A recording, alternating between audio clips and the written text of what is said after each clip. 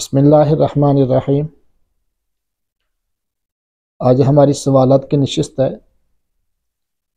بہت سے احباب کے مختلف مقامات سے سوالات آئے ہوئے ہیں، تو ہر ایک کے جواب دیں گے انشاءاللہ۔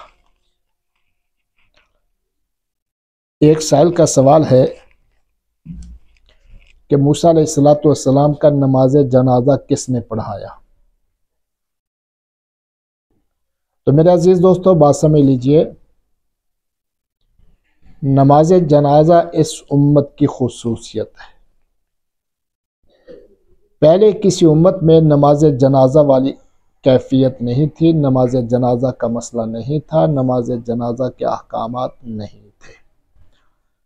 اس لیے سیدنا موسیٰ علیہ السلام اور پہلے انبیاء علیہ السلام اور اسی طرح ان کو ماننے والے ان کے سچے متابعین، ان کی نماز جنازہ نہیں تھی۔